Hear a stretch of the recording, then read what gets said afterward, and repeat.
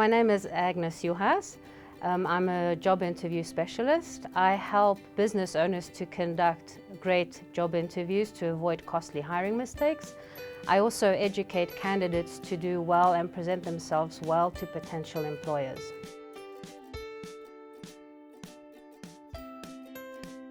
Because it's very important that they avoid really costly hiring mistakes. Just imagine if you don't get the right person for the job, you're going to pay for their salary, you're going to maybe pay for costly training, and these are the costs that you can actually measure. But then you don't know how much problems they could have caused among your clients on the market, for example. They don't know what they have done to your reputation.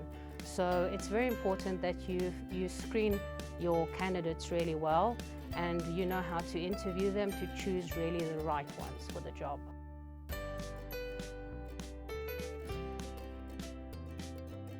I definitely think that practical questions should be the majority of the questions that you ask. It is very difficult to exaggerate or to falsify real-life experiences.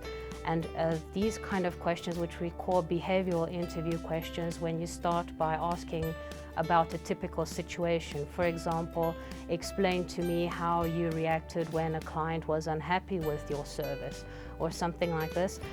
These are very practical, very lifelike, very real questions, whereas the general interview questions most people can really prepare well for.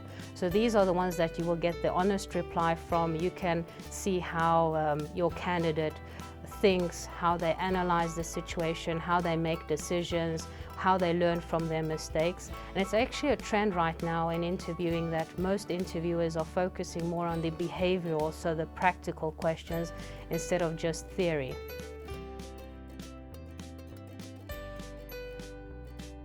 Definitely, because the more people who participate in the interview, let's say people that are in the same business or people that are decision makers regarding the candidate, the more reliable the decision is going to be. If the business owner is totally on his own, he can perhaps include a specialist to assist him with that, or someone from his industry who has knowledge about his business to give him a second opinion, because unfortunately it can happen that he will be biased towards the candidate because he likes the candidate or he doesn't like the candidate, and this can lead to perhaps even a bad hiring decision.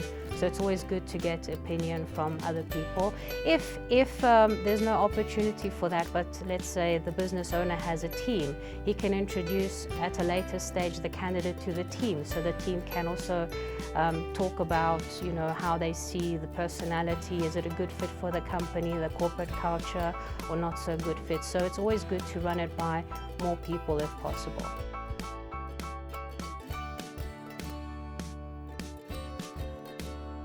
Well, first of all, startups always think that, and I might agree, that they don't have those financial benefits that large enterprises or well-established companies have. However, they have a lot of other things which are very, very attractive to candidates. For example, in a startup company, you have more flexibility, you have more freedom, because the roles are not so predefined as in larger companies. Everybody has to wear multiple hats. That means that because there are few people in the company, you have the freedom to experiment with different things, and your chores are much more variable than as compared to a strict job description.